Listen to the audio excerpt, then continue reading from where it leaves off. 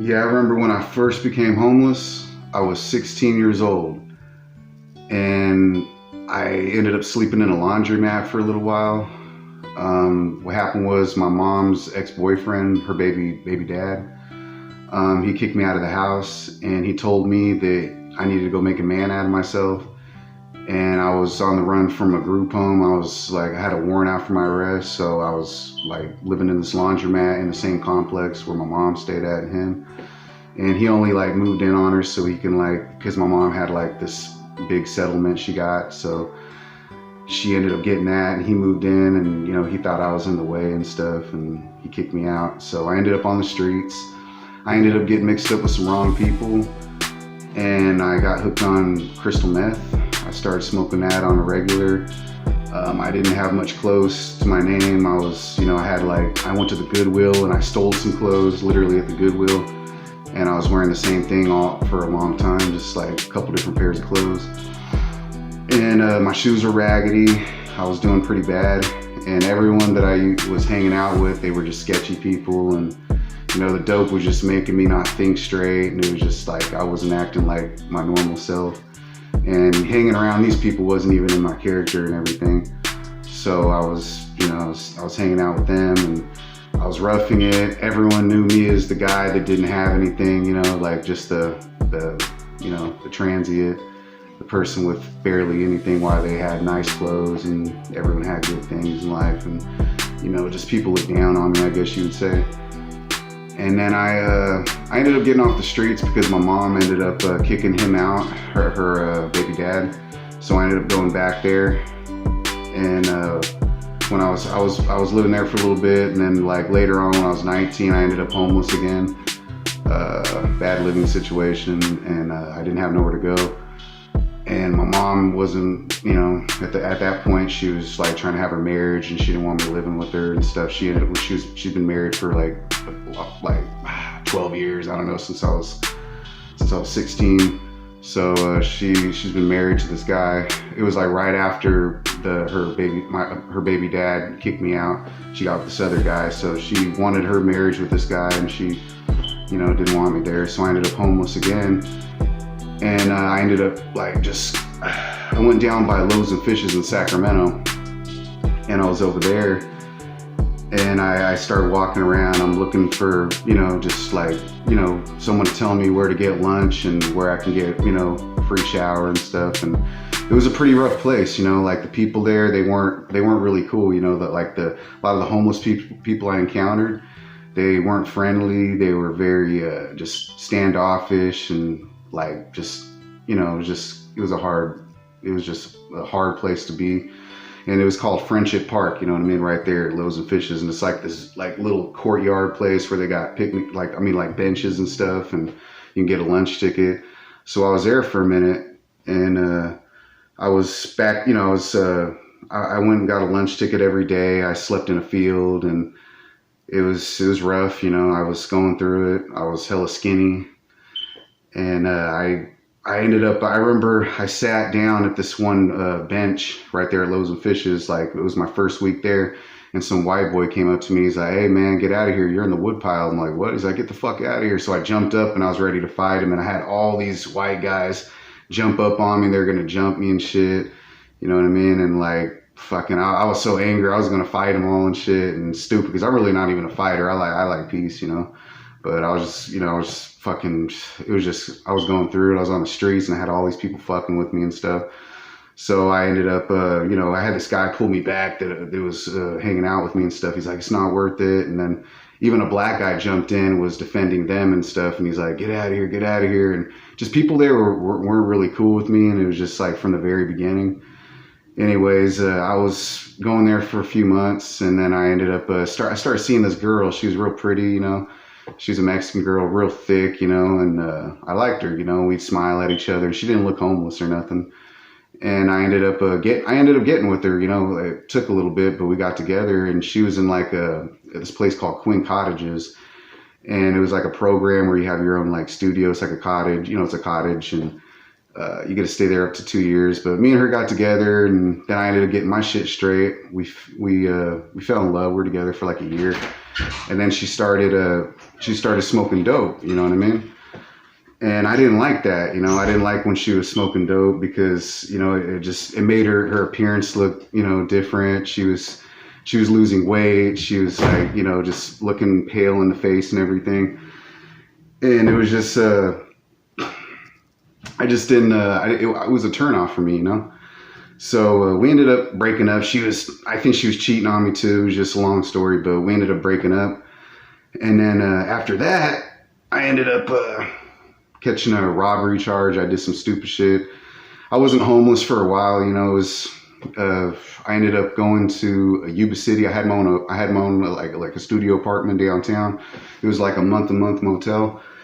And I was staying there for a minute, and I took a trip to Yuba City, and this guy attacked me with a broken beer bottle. I defended myself. I got arrested for discrimination.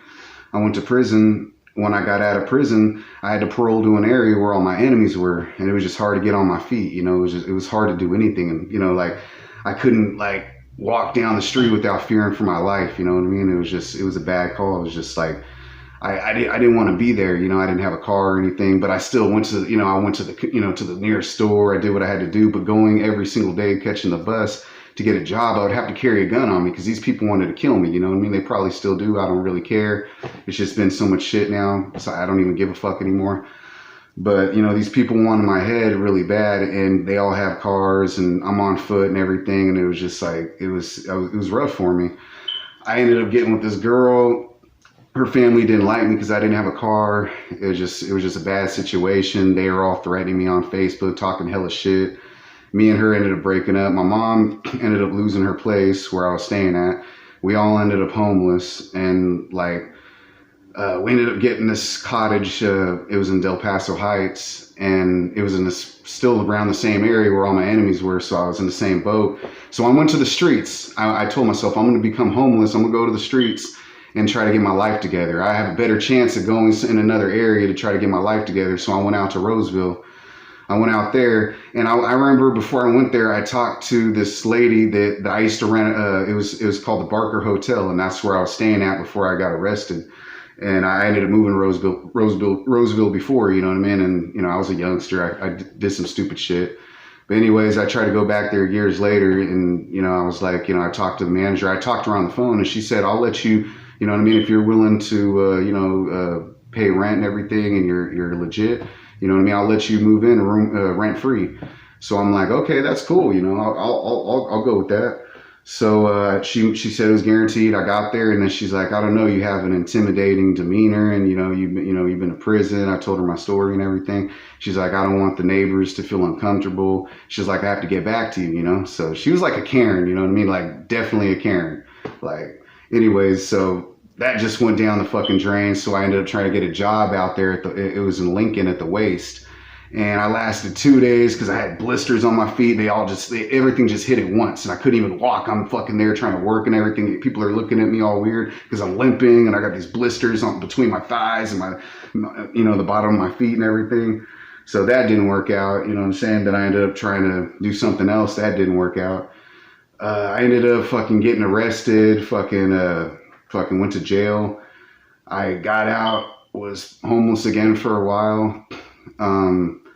Ended up getting arrested again. You know, I'm not, you know, I mentioned it in more detail in my other videos, but, you know, I ended up getting arrested again. I let the streets get to me, and then I got out. I mean, I went to prison, and then when I got out, I was right back to the streets, and I dealt with it again, you know. The thing is, like, that I learned, I mean, is not to let the fucking your rough situations get to you. Don't let your current situation bring you down and make you bring you out of character, which it did, because the streets do that, you know. It makes you feel like, you know, you gotta go the extra mile just to get what you need. Like if you're taking you're bird bathing in a Safeway bathroom and someone's pounding at the door, you know, one day you might be really agitated. You might go out there and be like, hey, you know what I'm saying, we can handle it, you know what I mean, like. Or, you know, saying like it could become more extreme than that. And it's not a good situation. But I found myself there when I was on the streets. I was ready to die over a fucking public bathroom just to take care of myself. I was ready to catch a life sentence over that shit. You know what I mean? And that's not cool. I was ready to take it to the extreme over that. You know what I mean? And I let everything get to me, everything. Women rejecting me, fucking people not wanting to be in my life from being homeless. And people treat you like a parasite. When you're roughing it, when you're on the streets, no one gives a fuck, you know? They want to put you down more than you already are, you know? They don't care about your past, they don't care about your present, your where you're at in life, you know what I mean? They look at you and think you're a fuck up, they think they're better than you, and you're the one that's out there suffering, you know? And I went through it, you know? And I don't know where I probably would have got locked back up. If I didn't get off the streets, there's no doubt I would have did something and I would have went back. I would have snapped on, you know, I hope I wouldn't have. I might have snapped on someone. You know what I mean? I could have did anything to land me behind bars. And I honestly, I don't like fighting. I don't like that. But like when you're homeless, when you're fucking on the streets, you just feel like you got nothing to lose. And the way people treat you, like you're just doomed. You know what I mean? And now that I'm off the streets, none of that shit gets me. I do my thing, you know. I can't let nothing bring me down. I just got to keep going and get to the top. So, you know what I mean? That's where I'm going right now. You know, I've been off the streets for about 3 months now, and it feels good. I'm doing my thing, and I'm working, and I'm just making it happen, you know. So I've been there. I've been rock bottom. I see other people that are homeless, you know what I mean, and it hurts, you know, like when I see them, because I've been there, and it was just recent.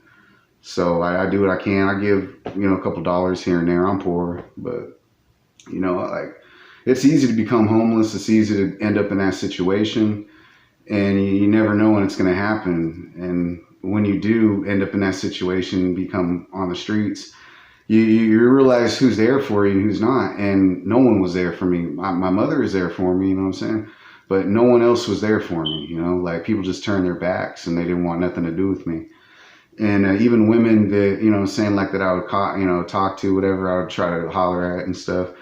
Because, you know, I'm only human, you know, I want intimacy, but like I even told them I had a job. I'm working full time. I'm trying to get off the streets. They don't care. If you're homeless, they don't want nothing to do with you. They don't want to help you get there. They don't want, you're tainted. Once you're living outside, you become just a burden to society in their eyes, you know, like everyone thinks that way. So it's hard, you know, like, so that's why I make videos from time to time to try to like get through to people, because it's bullshit the way the homeless are treated, you know. We are all human beings, you know.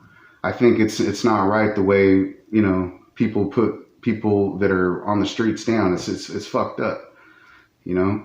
We're all equal in this world. Just because someone's having it hard doesn't mean you gotta make their life harder, you know. And that's how a lot of people are, you know. They say all lives matter, right? What about the homeless, you know? It seems like in this world's eyes, no one matters, you know? Or only certain individuals matter. So it's really wrong, you know? But anyways, till next time, y'all.